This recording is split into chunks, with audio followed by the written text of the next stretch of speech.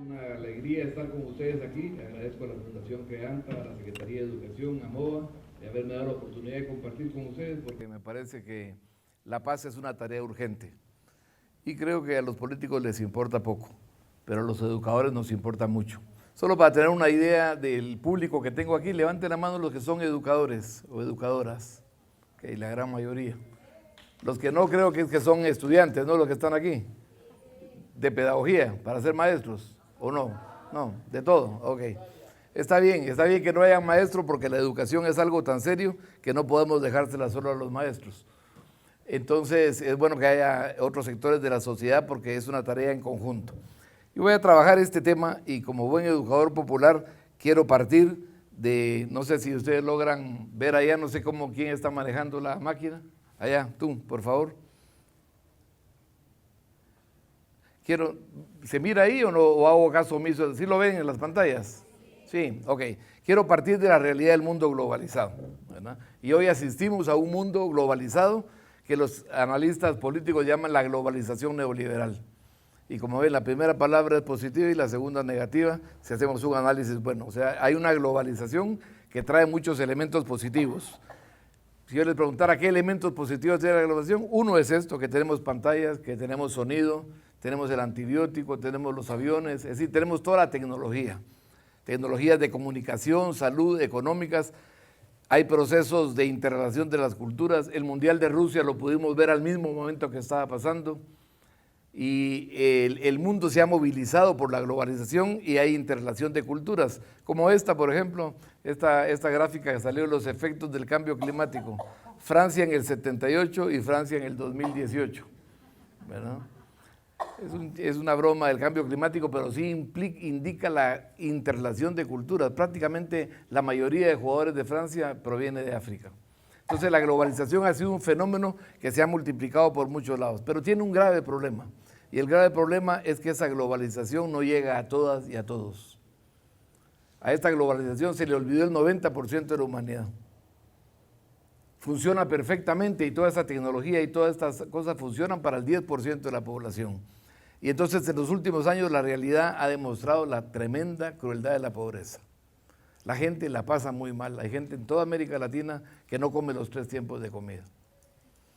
Como en América Latina somos muy dados a describir la realidad que nos duele, que es muy difícil, y yo me he extrañado positivamente de Medellín, como es una ciudad tan llena de grafitis, tan lindos por todos lados, ¿verdad? Quito es una ciudad igual, pero los grafitis son escritos con frases. Y hablando de esto, que la gente la pasa muy difícil, yo vi en Quito este letrero que decía, la situación está tan mal, que si mi mujer se va con otro, me voy con ellos. Decía, ¿eh? O sea, para darnos cuenta de lo terrible de esta crueldad de la pobreza. La paz entonces implica la satisfacción de los derechos inalienables y fundamentales. No hay paz si no hay justicia. Solamente puede haber paz si hay un derecho fundamental de cada persona a vivir en democracia y en paz. De lo contrario, no es paz. Y seguiremos diciendo, no, perdimos la oportunidad que nos da los conflictos. La democracia que tenemos en América Latina es una democracia donde la gente queda insatisfecha. El 54% ganó y el 45% se jodió.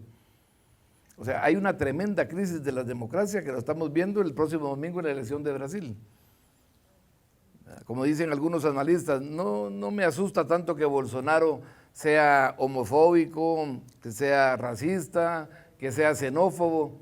Lo que me preocupa es que sea el próximo presidente de Brasil, que tiene más de 150 millones de habitantes. Lo que me preocupa es que el 50% de los brasileños crean que eso es normal y natural. Entonces la democracia, la paz se construye a través de la democracia. Y nuestras democracias están en crisis. ¿Hay crisis de democracia en Colombia? Claro que la hay. La marcha que hemos visto estos días de 7.500 hondureños saliendo a pie para llegar a Estados Unidos, lo que manifiestan es una tremenda injusticia secular. Es decir, que hay una violencia institucional que evita y que hace imposible la paz. Es un éxodo, ¿verdad? Que como decía Saramago hace 10 años, llegará el momento en que quitarán las fronteras, quitarán las bardas y llegarán a reclamarnos por todo lo que les robamos. Entonces es una injusticia demasiado fuerte que hace que las democracias sean así. Rigoberta Menchú hace 3 semanas en un discurso de Naciones Unidas, Premio Nobel de la Paz guatemalteca, dice: persisten las causas estructurales que dieron origen al conflicto armado interno. Y esto para todos los países de América Latina. A pesar de que Colombia firmó un acuerdo de paz, persisten las causas estructurales que dieron origen al conflicto armado. Hay más hambre, pobreza y extrema pobreza. Hay déficit de empleo, de vivienda, de educación, de salud, que afecta a la inmensa mayoría, especialmente si tomamos en cuenta a los pueblos indígenas. Nosotros firmamos la paz en Guatemala el 29 de diciembre de 1996. Ahí me tocó estar presente en el acto de la firma de la paz. 96, estamos hablando de 21 y 20 y pico años después. Guatemala es más pobre que antes, con menos democracia que antes. Guatemala es menos justa que antes. O sea que están viendo que los acuerdos no aseguran para nada la paz. Entonces, las democracias, lo que ha pasado en América Latina es que no han resuelto casi nada. Dejamos los periodos autoritarios, entramos a periodos democráticos, pero las democracias no han resuelto la vida de la mayoría de la gente, de ese 90% que queda fuera de la globalización. Y por eso en Colombia, porque la democracia no funciona, se firmó el acuerdo de paz, el acuerdo final para la terminación del conflicto y la construcción de una paz estable y duradera. Dice al inicio de su documento: luego de un enfrentamiento de más de medio siglo de duración, el gobierno nacional y las FARC hemos acordado poner fin de manera definitiva al conflicto armado interno. Y eso es un hecho histórico. El conflicto más largo de la región, 50 años, ¿verdad?, que llega finalmente a la paz, por lo menos a la firma del acuerdo de la paz. Yo no sé cómo lo vivieron ustedes. En Guatemala fue una fiesta increíble. El pueblo entero salió a la calle porque creíamos que era la oportunidad de la paz y se perdió. Mi invitación a ustedes es que no pierdan esta oportunidad, no pierdan para nada la oportunidad. Si yo les preguntara a ustedes, como lo hice hoy en la mañana con los maestros de Santo Domingo, ¿el fin del conflicto es el fin del enorme sufrimiento que ha causado el conflicto? Y todos dijeron, no. O sea, la firma de la paz no resuelve estas contradicciones internas de la sociedad. Pero si les hago la siguiente pregunta: ¿es la apertura de un nuevo capítulo, de una nueva oportunidad en la historia colombiana? Y todos dijeron, sí. Es la nueva oportunidad que yo les pido como latinoamericanos, que no la pierdan, que aprovechen. Yo veo que están haciendo cosas interesantísimas para construir esa paz firme y duradera que no la dan los acuerdos. Que aprovechen esta oportunidad y que quiten esta maldición de tan buen literato que ustedes tienen, pero para mí mal profeta. Las estirpes condenadas a 100 años de soledad no tenían una segunda oportunidad sobre la tierra. Creo que ustedes la tienen. Colombianos y colombianas tienen una segunda oportunidad importante y que el veredicto de las urnas, según explican los analistas colombianos, no significó el no al plebiscito que la gente no quiere la paz. Significó que sí quieren la paz, pero no así. O sea, que no les gustaban algunas cosas de las que estaban, pero no es que no querían la paz. O sea, el no significa no quiero la paz, sino la quiero de una forma diferente. Y les recuerdo que en su Constitución, el artículo 22, la paz es un derecho y un deber obligatorio. Entonces, el reto es construir la paz con la participación de todos. Y comencé hablando de esto y no de educación, porque la educación está inmersa dentro del sistema. Y lo vamos a ver claramente cómo el desafío para construir la paz con democracia, con desarrollo, es a partir de la educación, pero en este contexto. Por ello les digo, construir la paz desde la educación es un imperativo ético. Es que la paz se construye desde la educación. No me interesa a los políticos, no me interesa a otra gente, pero a los educadores y a la sociedad nos importa mucho. Recuerden Nelson Mandela diciendo la educación, un poquito antes, perdón. La educación, decía Nelson Mandela, debe ser cambiada. Bueno, no importa. Debe ser cambiada y el mundo actual debe ser cambiado. Sigamos. Ahí lo pueden ver, cómo Quino ve los valores que la globalización neoliberal nos da. Así ve que son las piernas, el cerebro,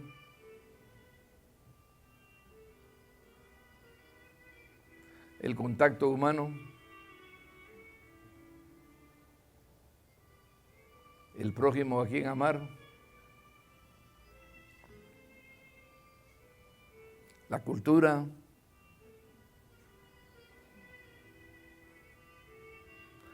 los ideales, la moral y la honestidad,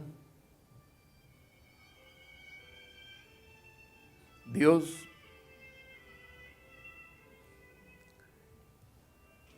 y encima dicen los padres de familia, es importante que desde pequeño aprenda bien cómo es todo.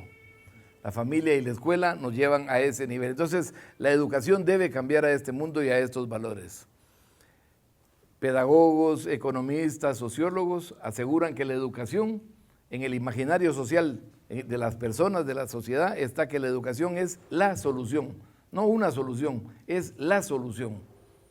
La gente pobre dice, yo mando a mi hijo a la escuela aunque me cueste, aunque tenga que trabajar el doble, porque la educación es una vía para el buen vivir. La educación es la herramienta principal y el bien colectivo más importante para superar la pobreza, para lograr el desarrollo. Entonces, en el imaginario social latinoamericano está la educación es la solución para construir la paz y la democracia. Veamos qué es lo que está pasando.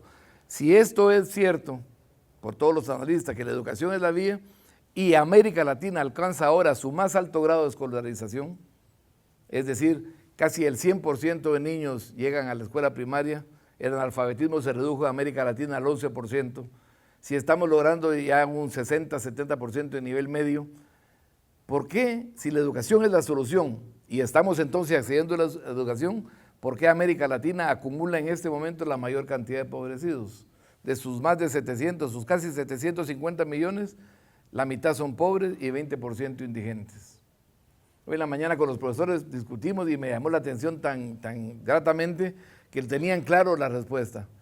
¿Por qué si la educación es la solución y los gobiernos están logrando que los niños lleguen a la escuela, por qué aumentan los pobres? Es decir, ¿por qué no hay democracia y por qué no hay desarrollo? Y ellos contestaron con la respuesta correcta. La respuesta correcta es porque la educación es mala. Es decir, la educación no está respondiendo a las necesidades de la sociedad. Miren cómo la define Rosa María Torres a esta educación. Dice, el alumno pobre tiene una familia pobre, en una escuela pobre, servida por docentes pobres y que logra previsiblemente resultados escolares pobres que son atribuidos a la pobreza de los pobres. Hasta cansa leerlo, ¿verdad? Es decir, es una pobreza pobre para pobres, es una educación pobre para pobres. Es decir, la educación no está respondiendo a lo que tiene que hacer y por consiguiente no está dando la respuesta. Entonces yo voy a compartir con ustedes en este marco político de la educación cómo construir programas para la paz, para la reconciliación, cómo transversalizar la paz en el aula. La primera opción política que debemos seguir haciendo como países, como gobierno, como escuela, es optar por las y los empobrecidos, porque siguen teniendo menos oportunidades educativas en todo el continente. Es decir, los pobres tienen menos oportunidades para la educación y la gratuidad terminó siendo un mito porque la gente no entra gratuitamente al aula. Esto puede darse de tres tipos de marginación. Por exclusión, niños que nunca fueron a la escuela, que son millones en América Latina. Por exclusión o expulsión, que el sistema los expulsa, comienzan a estudiar y tienen que abandonar por trabajar, o porque la escuela no tiene inclusión eficiente, es decir, hay ni relevancia, ni pertinencia, ni significatividad para los estudiantes. Pues no les sirve de nada, ni les da las herramientas para salir adelante. Francisco Tonucci, hablando de esta expulsión del sistema, dice, si la escuela pierde un estudiante, lo regala la delincuencia. Entonces es fundamental esta primera estrategia de las oportunidades para todos los candidatos. En Sierra Leona, en África, la longevidad es de 40 años, en Suecia de 94, en Mónaco de 98. Y se preguntaban analistas, ¿será que Dios es sueco y no se pasea por África? Nacemos con las mismas posibilidades, pero no con las mismas oportunidades. Entonces, optar por los empobrecidos significa ir más allá de la igualdad hacia la justicia. Miren la gráfica, la igualdad no soluciona el problema. La justicia es parcial para los que menos tienen y para los más necesitados. Por eso la opción 1 es optar por los empobrecidos y los fuera de la escuela. En su acuerdo de paz, estos son los sectores que están excluidos y que el acuerdo llama a incluir: mujeres, pueblos indígenas, niñas, niños, adolescentes, comunidades afrodescendientes y grupos étnicos, campesinos, campesinas, desplazados, adultos mayores, población LGBT y personas en condición de discapacidad. Ayer trabajamos con la UAI, se llama, ¿verdad? UAI de Discapacidad de Medellín, muy interesante, que nos hacía hablar sobre la conciencia, lo importante de la discapacidad. Se puso esta gráfica. La discapacidad no es otra cosa que nuestra incapacidad para entender que todos tenemos capacidades diferentes. Entonces, todos estos sectores excluidos, la primera gran política es cómo incluimos a todos estos sectores en todos nuestros programas educativos. Ser diferente entonces no es un problema, el problema es ser tratado diferente. La número 2, la gran estrategia educativa en educación es pasar de la enseñanza al aprendizaje. Esto es por qué la educación está mala, es porque hay demasiada enseñanza y poco aprendizaje. Ese fue el tema que yo más fuerte trabajé hoy con los profesores, porque ahí eran todos profesores de aula en sectores populares. Es decir, en el tema de la paz significa pasar de la enseñanza de la paz, ¿verdad?, a la vivencia de la paz. Cuando el proceso educativo se coloca con énfasis en la enseñanza, el único que aprende es el profesor. Los jóvenes no aprenden nada. El que aprende es el profesor. Hay que pasar la estrategia a centrar los procesos en el aprendiente. Entonces, pasar a vivenciar la paz significa poner al sentir como eje articulador de la educación. No es el saber, no es el saber hacer. El eje articulador de la educación es el sentir. Simón Rodríguez, el maestro de Simón Bolívar, ¿verdad? Parece que esto no tiene retroceso, pero decía Simón Rodríguez que lo que los estudiantes no sienten, no interesa. O sea, si no les llegamos al corazón, no van a cambiar porque no les interesa. Leonardo Bosch dice, entonces hay que rescatar los derechos del corazón. Es en el corazón donde comienza a hacerse la transformación de la educación, de los afectos y la razón cordial que fueron relegados por este modelo racionalista que solo pensó en la cabeza, ¿verdad?, y que además es en el corazón donde residen como nicho los valores y la paz. Entonces, esta segunda estrategia es dejar la enseñanza, pasar al aprendizaje donde el eje articulador es el sentir. Otra. Alfredo Guizo, ustedes lo conocen, es un educador, creo que es de Medellín, ¿verdad? Es colombiano, no sé. ¿De dónde? Es argentino, Alfredo, pero ha vivido toda su vida aquí, ¿verdad? Mira, hasta hoy me entero, pensé toda la vida que era colombiano. Bueno, Alfredo Guizo, que es un pensador, dice, esto se logra si creamos ambientes y nichos que favorezcan el arraigo de la vida y el acercamiento entre las personas. Fue lo que me han contado aquí que han hecho con los entornos protectores, cómo crear un nicho para que haya esto realmente, ¿verdad? Tercero desafío, reconocer la ineficiencia y la baja calidad de nuestros sistemas educativos. La baja calidad está clara. ¿Por qué pongo ineficiencia entre comillas? ¿Por qué pongo ineficiencia entre comillas? Piensen, si hemos dicho que la educación es mala, los sistemas educativos son malos, ¿por qué estoy pensando en la ineficiencia como algo? Porque dice Claudio Naranjo que hay una misión inconfesada de la educación, que es mantener a la gente igual, que no cambie. Ese es el currículum oculto, que es el único que funciona en el aula. Me acaba de dar el profesor José Ramiro Galeano un libro que parece que lo va a trabajar aquí, la quinta era del currículum, y dice que hay que desarrollar un desempeño de alta calidad en el microcurrículo. Es el único que existe. El macro y el meso son documentos y teorías. Lo único que existe es la práctica del profesor en el aula con estos jóvenes que están allá, cómo transforma esas vidas diferentes. Pero lo que hace la escuela mala de tradicional es esto. ¿Qué has aprendido en el colegio? A irme acostumbrando. Es decir, no tiene el elemento transformador de cambio que debiera tener. Entonces, hay que tomar conciencia, ¿verdad? Hay que tomar conciencia que hay un desembarco neoliberal en la educación en América Latina.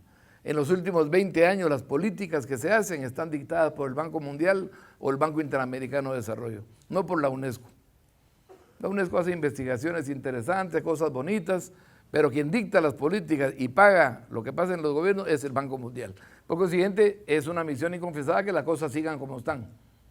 Es increíble que en países nuestros, que son todavía coloniales, en Guatemala yo fui a una finca hace 4 semanas y paseando la entrada vi un letrero que decía, se necesitan trabajadores jornaleros, requisito que no sepan leer y escribir.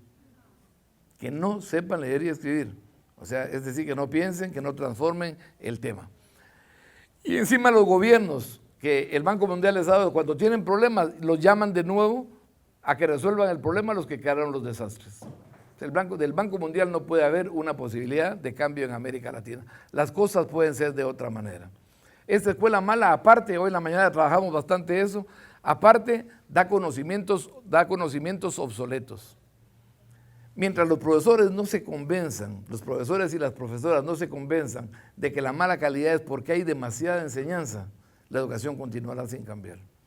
Tienen que entender que si centran el proceso en ellos, no hay experiencia de aprendizaje, ni hay metodologías nuevas que puedan cambiar.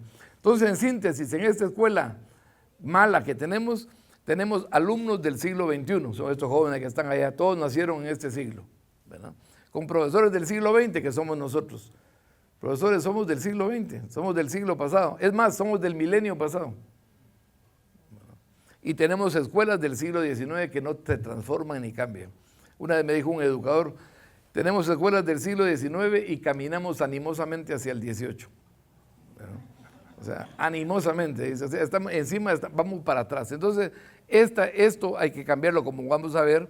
Francisco Gutiérrez, el creador del doctorado de la universidad donde yo fui rector, dice, esta educación pone en peligro el destino de la humanidad, porque estamos quedando gente que no puede transformar y no puede cambiar la sociedad. No puede pasar de la violencia a la paz, no puede pasar del maltrato a la tierra al cuidado de la misma, etc. Conclusión, no podemos seguir malgastando recursos en una educación que no funciona, en una educación que en lugar de promover valores, promueve antivalores y niega lo más fundamental de la naturaleza humana, la comprensión y el sentido de la vida. Cuarto, entonces, si la educación está tan mal, el reto es cómo vamos a una educación radicalmente diferente. Y radical significa de raíz. Lo que hacen los ministerios de educación en América Latina son parches. Yo tengo estudios hechos sobre la reforma educativa en varios países de América Latina y nunca hay una reforma de raíz. Se modifica la evaluación, se modifica la metodología, la elaboración de materiales, pero no hay una reforma que cambie y que deje la enseñanza y pase verdaderamente a centrar el proceso en experiencias de aprendizaje. Edgar Morin, ustedes conocen ese libro, el anterior libro era el de Jacques Delors, La educación encierra un gran tesoro, y este es el de los 7 saberes para la educación del futuro. Él habla de la reforma paradigmática, una reforma completa y de raíz. Entonces, la conclusión es que si bien la educación sola no cambia el país no cambia si no cambia la educación. Por eso les decía que en manos de ustedes, profesores y profesoras, en manos de los estudiantes, está la transformación de este país. O sea, el país no va a cambiar solo por la educación, se necesitan políticas sociales, se necesitan otra cosa, pero el país no va a cambiar si no cambia la educación. Y es un reto fuerte y grande a que cambiemos la educación, eso implica inversión, etc. Y necesitamos entonces cambiar el paradigma. Esto es de lo más difícil que hay. Hoy en la mañana me preguntan, ¿y cómo se cambia un paradigma? ¿Por qué cuesta tanto cambiarlo? Porque es un paradigma que llevamos cargando y que nos impide pensar de otra manera. Y entonces no podemos resolver problemas pensando de la misma manera que cuando los creamos. Evidentemente así no se cambia el paradigma. Hay que cambiar entonces el paradigma educativo, que no es fácil de cambiar, esto pasarlo porque no es fácil de cambiar en muchas épocas aquí. Entiendo que sí es colombiano, ¿verdad? No me van a decir que es argentino, ¿verdad? Este es colombiano y él habla de que la escuela cambia si cambiamos la pertinencia pedagógica de la escuela. Y dice que la escuela enseña la ubicación de los ríos, pero jamás explica la importancia del agua. ¿Qué importa cómo se llama el río, cuánto tiene de largo? Lo que importa es cuál es el problema del agua. Somos un baúl repleto de contenidos, pero vacíos de contexto. De ahí la dificultad para aplicar el conocimiento en la realidad. ¿Qué me importa la fecha, el lugar y el día en que nació Simón Bolívar? Lo que me interesa es cómo Simón Bolívar propuso una sociedad con paz, con igualdad, con autonomía. Entonces es cambiarle el chip a todo lo que hacemos en educación. O Ramón Gallegos, que yo creo que es colombiano, no me lo han confirmado, pero yo tengo la sensación de que es no solo por el apellido, sino creo que leí un texto, dice, el aprendizaje académico está sobrevalorado desde la infancia. Para un niño, más que aprender historia, geografía o química, es importante que aprenda a ser feliz, que aprenda a ser optimista, que aprenda a ser innovador, que aprenda a meditar y que sea agradecido. Si son los nuevos contenidos, la escuela debe ser removida completamente de raíz. Entonces paso al tema que me habían dicho que sería bueno compartir con ustedes, que yo lo quería decir en todo este contexto de cómo el cambio de educación nos va a permitir pedagogizar la paz. Pablo Freire y muchos educadores distinguen entre educación y pedagogía. Y la distinción es que la educación es el discurso y la pedagogía es la práctica. De hecho, Pablo Freire escribió pedagogía del oprimido, pedagogía de la autonomía. Es decir, la puesta en práctica, el microcurrículum, ¿verdad?, que nos va a permitir cambiar. Entonces, cinco sugerencias para pedagogizar la paz. La primera es educar para la paz. Pongo educar, a pesar de que insistí en la pedagogía, porque me estoy refiriendo a la paz como la asignatura, entre comillas, más desafiante que se nos presenta. Es decir, hay que educar en y para la paz. Como decía Gandhi, no hay camino hacia la paz es el camino. Y lo que implica, y hoy en la mañana presentaron una experiencia con jóvenes de cómo ellos definieron, seguí que ahí hay varias, definieron qué no es la paz. Dale sin miedo. La paz no es ausencia de conflicto, ¿verdad? La paz no es pasividad, sigue tranquila. La paz no es equilibrio de fuerzas adversas, la paz no es algo que se adquiere de una vez por todas, la paz es el camino, la paz se construye. Hoy en la mañana los jóvenes usaron el término que es muy interesante, que ustedes lo conocen en la teoría de la paz que se ha escrito en Colombia, el tema de la paz imperfecta. Es una paz que se hace y se construye, ¿verdad? Esta frase de Rigoberta, en el mismo discurso de la ONU, creo que nos viene al dedo para explicar esto. Está claro que en la conciencia colectiva la paz no es ausencia de guerra. Y explica, está demostrado que con acuerdos de paz los pueblos no viven en paz. Entonces, sus acuerdos de paz, que fue un logro del pueblo, fue un logro de toda la sociedad colombiana, no asegura la vivencia de la paz. Ese es el inicio del problema, pero el tema es los acuerdos de paz, firmarlos no significa que los pueblos vivan en paz mientras sigan las condiciones de injusticia, de desigualdad que hay. Entonces, ¿qué sí es la paz? La paz es fruto de la justicia, la paz es un quehacer permanente, la paz es fruto del amor, es expresión de la real fraternidad, es una condición necesaria para gozar los otros derechos. Entonces eso nos lleva a resignificar la paz y el concepto de la paz, es decir, dar sentido a la paz, compartir sus sentidos, impregnar de sentido las prácticas cotidianas, ¿verdad?, comprender el sinsentido de la violencia. Y porque la paz es un derecho superior, requisito para ejercer los demás derechos. Así como la educación es el derecho movilizador de los demás derechos humanos, la paz lo mismo, es un requisito movilizador. Y la paz, como ustedes saben, está dentro de uno mismo, en la familia, en el trabajo, en la sociedad. Es decir, la paz es todo el entorno y el nicho que vivimos. Esta fraternidad de paz es realizable.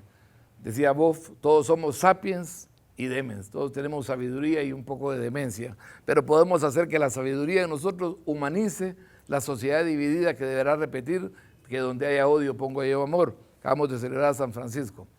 Segunda línea para pedagogizar la paz, transversalizar la paz y la reconciliación. ¿Por qué? Porque es evidente que la sociedad es productivista, consumista, competitiva, y mientras esta sociedad sea así, no puede haber paz. Entonces hay que transversalizar la paz porque aprendemos en la sociedad otra cosa. Y en segundo lugar, porque, y este es el tema que más insistí con los profesores de diario, es que la paz es imposible si el marco escolar no modifica su estructura organizativa. No se puede enseñar en la paz si una escuela tiene un entorno violento. No se puede enseñar la paz si la escuela es jerarquizada, es patriarcal o es uniformada. No podemos enseñar democracia en una escuela que funciona antidemocráticamente, porque lo que hacemos es falsear el concepto mismo de la democracia desde los bancos de la escuela. O sea, si queremos coherencia es que la escuela tiene que, ahí la pregunta que hace alguno, ¿hay que cambiar la sociedad la escuela para cambiar la sociedad?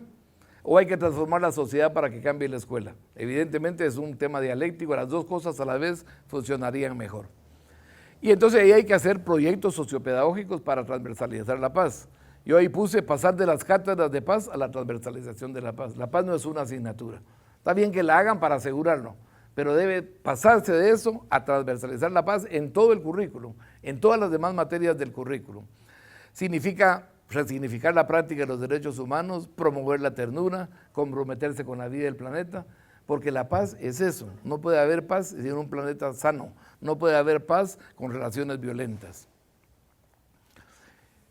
No puede haber una escuela donde no se valore la diversidad, donde se permita violencia de género, donde se permitan agresiones étnicas o generacionales, donde haya maltrato infantil, donde haya violencia escolar. O sea, el nicho debe ser saneado desde dentro. El Papa aquí en Colombia, cuando estuvo el año pasado fue, ¿verdad?, Dijo, la exigencia es construir la paz hablando no con la lengua, sino con manos y obras. Es decir, hay que hacer proyectos en favor de la paz. Tercero, un tema importante que no podemos dejar de lado. Hay que asumir como eje educativo la resolución de conflictos.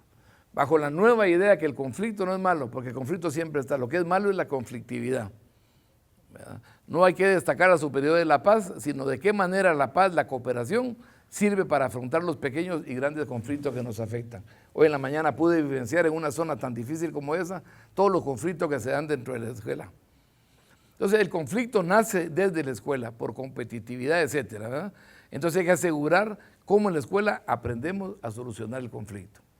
Y esto implica, en primer lugar, conocer lo que es la violencia para poder erradicarla. ¿Verdad? La violencia de los niños que matan. Hay libros sobre los sicarios colombianos y los sicarios latinoamericanos. La violencia que se genera en las cárceles. Lo que acaba de pasar en el gobierno turco, este señor, que según las teorías más seguras, lo mataron, lo partieron en pedacitos y lo sacaron en la maleta.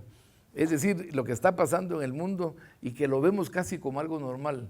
Vemos lo de Honduras que, bueno, está lejos ahí saber qué son ellos, ¿verdad? Pero no logramos sentir esto y conocer la violencia. Hay en Colombia una enorme línea de violentología escrita. Hay que hacer un esfuerzo de pasarlo a la paz. Mañana que voy a hablar a las universidades, ese es el reto, que comiencen a investigar sobre la paz con propuestas concretas. ¿Y esto para qué? Para que nunca más se repita. Ahí está lo de Orión, que ustedes lo conocen bien, y en las comunas, eso lo vimos en la Comuna 13, quieren la vida, quieren dejar la paz. Esto incluye educar para la mediación de conflictos, para la tolerancia. A mí no me gusta el término tolerancia, pero es el que usa la gente, es decir, educar para el respeto a la diversidad. Entonces dice Alfredo Guizo, de aquí surge la necesidad de fundamentar la paz como un eje de pedagogía emancipatoria y solidaria, que trabaje la dignidad, la justicia, la solidaridad, el reconocimiento de la vida. Es una nueva pedagogía. Dice el Papa nuevamente, él nos pide siempre dar un paso decidido y seguro hacia los hermanos, renunciando a la pretensión de ser perdonados sin perdonar, de ser amados sin amar. Si Colombia quiere una paz estable y duradera, tiene que dar urgentemente un paso en esta dirección, que es aquella del bien común, de la equidad, de la justicia, del respeto a la naturaleza humana y a sus exigencias, ¿verdad?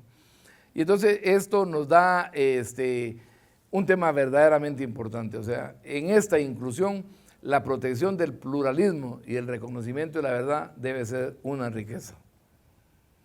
Este es el gran problema que ha hecho, por ejemplo, en mi país, la guerra se da por no reconocer al otro. Por no reconocer al otro.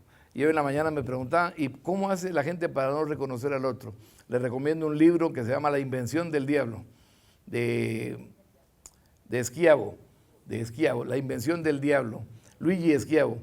Él dice, analiza toda la historia de la humanidad y ve que en todas las épocas, cuando el otro no es mi legítimo otro, como decía Humberto Maturana, cuando la otra no es mi legítima otra, lo que hago es que lo catalogo de diablo. Piensen en la Edad Media, en la Inquisición. Se le cataloga de diablo para que una vez que sea diablo, sea fácilmente sujeto a ser matado. Y entonces cuando lo mato, en lugar de que me critiquen, me aplauden porque estoy matando al diablo. Bueno, y así se explica Hitler, y así se explica todos los genocidios de la historia por la objetivización del otro. En países como los nuestros, donde hay una profunda y grande población indígena, aquí no es muy alta, creo que está el 4%, pero sí significativa. En mi país son 60% de población maya. Esta frase de Boaventura nos da la clave de cómo se resuelve el tema de la diversidad. Yo tengo derecho a la diferencia cuando la igualdad me invisibiliza, pero tengo derecho a la igualdad cuando la diferencia me discrimina. Es difícil, pero es importante. Yo tengo derecho a ser emberá, es una de las culturas de aquí, ¿verdad? Tengo derecho a ser emberá cuando por decir que soy colombiano me invisibilizan, pero tengo derecho a ser colombiano cuando por ser emberá me discriminan. Entonces, este tema es un tema de los más duros que tenemos que trabajar en nuestros países, ¿no? Y finalmente, promover el diálogo para construir confianza y respeto, porque 5 décadas de conflicto, lo que han hecho de su sociedad es una sociedad desconfiada. Y debemos empezar a confiar en el otro y dialogar no con los que piensan como yo, sino los que piensan realmente diferente. Cuarto reto para pedagogizar la paz, transversalizar las tecnologías de información para promover el desarrollo y la cultura de paz. No podemos quitar el tema de las tecnologías porque ahora en este joven del siglo XXI este elemento es clave. Miren esta foto, me encanta, la tomé en Nicaragua. Es un muchacho en Nicaragua, todavía hay caballos en las calles en Managua para recoger la basura. Y ese muchacho en la noche mientras recoge basura está con su laptop trabajando. Las tecnologías llegaron para quedarse y son fuertes. Recuerden ustedes, educadores, que un televisor encendido, un Nintendo, un celular en manos de un joven es un agente de influencia mucho más poderoso que la propia aula y que la clásica cotidianidad familiar. Entonces no podemos quitarnos el tema de los audiovisuales, de la tecnología. Y finalmente, construir la paz con metodologías creativas. Hay muchas metodologías, ustedes las conocen, las saben, hay muchas experiencias aquí desde la alcaldía, de la Secretaría de Educación, muy interesante, el botiquín de las emociones, hemos conocido varias. Hay que hacerlo creativamente y hay que hacerlo con la creatividad de los pobres. Esa gráfica me encanta, miren, no sé si la logran ver de ustedes, pero dice, su carro está siendo vigilado por satélite. Y dice el niño en su camiseta, yo soy satélite. Bueno, esa creatividad que los pobres tienen para no morir, para salir adelante, esa resiliencia que tienen para enfrentar lo negativo, es la misma que tenemos que tener nosotros para cambiar a través de metodologías creativas. Punto 6.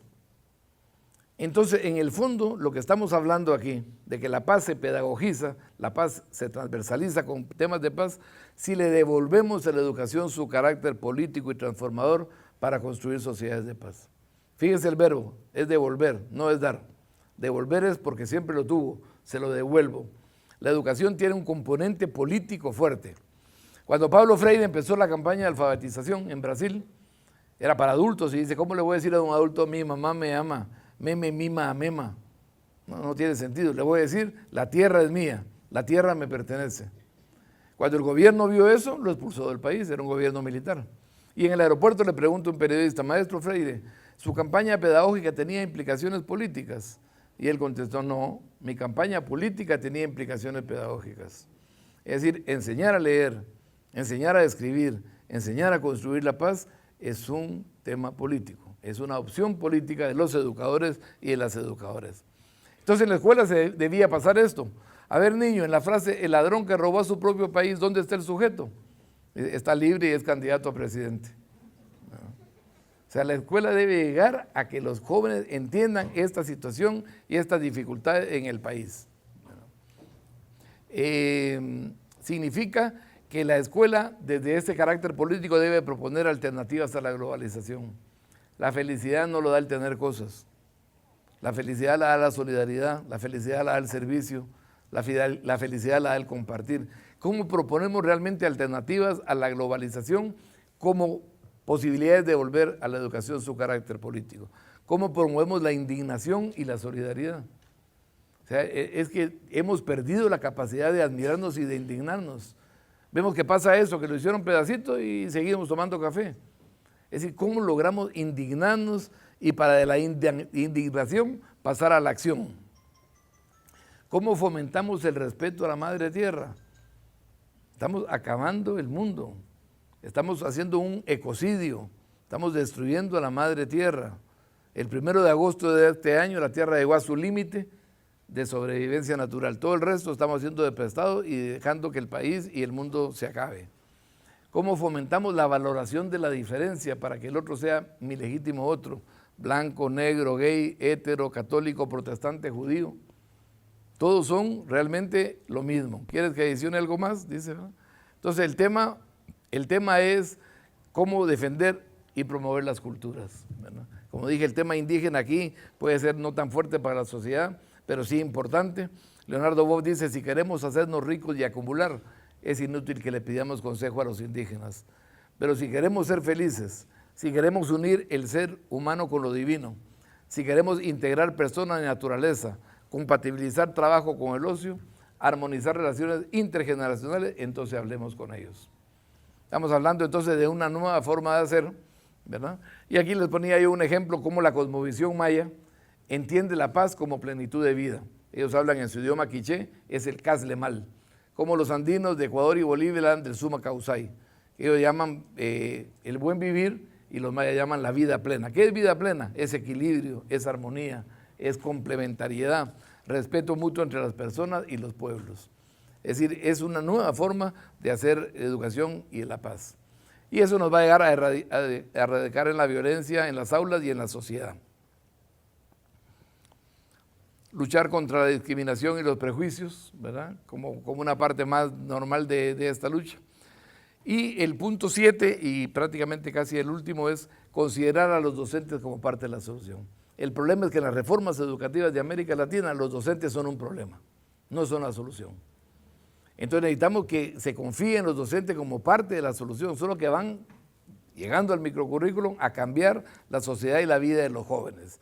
Esto significa, ¿verdad?, que la formación docente tiene el honor de ser simultáneamente el peor problema y la mejor educación. El profesor puede ser la solución, pero puede ser el problema. Hay que insistir en nuestras reformas que sean la solución. Y esto implica entonces una serie de condiciones del maestro. Ahí me tomé una foto en el MOVA y la puse, ¿verdad? Porque creo que al MOVA, que trabaja la formación de docentes, debe hacerlo con seguimiento, porque lo que pasa en América Latina es que no se da seguimiento. ¿Cómo se logra que haya un proceso de formación a los profesores que no caigan en la trampa de la capacidad de encuentros aislados, sino que se dé un proceso sistemático? Porque los profesores no leen. Miren ese dibujo, la nueva pedagogía edición 1926. Es increíble esto. Hace un mes fui a la universidad en la que yo me gradué, la primera carrera en la Universidad de San Carlos. Y dando plática ahí, me meto por los escritorios y veo el libro que tiene un profesor ahí. 2018. Y el libro era el libro que yo estudié en esa universidad en 1974. Hacia una didáctica integral de Amedeo Negrich. O sea, el mundo tiene tanto escrito y siguen usando los libros de hace 40 años. Y encima no es bueno, porque si fuera bueno estaría bien, ¿verdad? Estaría bien. Entonces, estamos hablando de que ustedes, profesores, son importantes y son la clave del cambio educativo. Lo que ustedes creen, lo que ustedes saben, sus valores, sus competencias y sus actuaciones definen todo mucho más allá que el propio currículum. Currículum es un documento escrito que está guardado. Lo que ustedes creen, saben, piensan, aman, los valores que tienen, es lo que influye realmente en el currículum. Entonces necesitamos un docente que cambie su manera de pensar y sentir del pasado. Yo sé que ustedes son las víctimas del sistema, pero deben reconocerlo y dar un salto a cambiar de paradigma y hacer así. Porque el destino de la educación depende de la capacidad que tengamos de cambiar esas formas de ser, sentir y pensar. Si no lo hacemos, no vamos a lograr el cambio completo en la tierra. Entonces, es un docente comprometido con la justicia. La dimensión del docente y la justicia. Decía Helder Cámara, cuando doy comida a los pobres me llaman santo. Cuando pregunto por qué no tienen comida, me llaman comunista. O sea, como el educador tiene que tener una dimensión política fuerte, porque ser profesor y no luchar es una contradicción pedagógica. Hay que luchar, pero hay que luchar por las causas buenas. Yo no sé qué fue el paro ayer, espero que sea por las causas buenas de la educación. Es decir, no solo por el salario, que es importantísimo, ¿verdad? Pero además por una educación de calidad, por una educación inclusiva, porque las ofertas que nos hacen lleguen a la práctica, porque si no, lo que somos unos neutrales políticos. ¿Y qué pasa cuando un educador es neutral político? Es un instrumento manejable por quien detente el poder. Es la preservación del estatus, los valores burgueses se hacen gracias a la actitud crítica de los educadores. Por eso el educador tiene que tener esta dimensión y esta estructura política que les dije en el tema anterior. Palabras finales, 3 palabras finales que creo que resumen esto. La primera tiene que ver que la educación nos la jugamos en el impacto político de nuestros proyectos educativos. Es decir, el impacto de la educación está en la capacidad que tenga de transformar la sociedad, de transformar a las personas y de transformar la sociedad, de construir sociedades de paz. Si la escuela no logra eso, no tiene impacto político. Es la escuela que nos enseñó a acostumbrarnos a que cambiemos las cosas para que no cambie nada. Primera conclusión. Segunda, si queremos un mundo de paz y justicia, tenemos que poner decididamente la inteligencia al servicio del amor. O sea, tenemos que cambiar desde la inteligencia al servicio del amor. Y tercero, recordar la frase del genio del siglo XX, que locura es hacer siempre lo mismo esperando resultados diferentes. Si queremos resultados diferentes, tenemos que hacer cosas diferentes. Porque si hacemos lo mismo, no seamos locos creyendo que el resultado va a ser totalmente diferente. Entonces, nos toca cambiar el mundo desde la educación. Yo sé que es una carga pesada que se nos pide a los educadores en el continente, pero tenemos que asumir ese compromiso. El mundo lo debemos cambiar desde la educación. Y termino con la parábola de Apoliner, ¿verdad? Que era el maestro que llega a su discípulo a la cima de un cerro y le dice, tírate.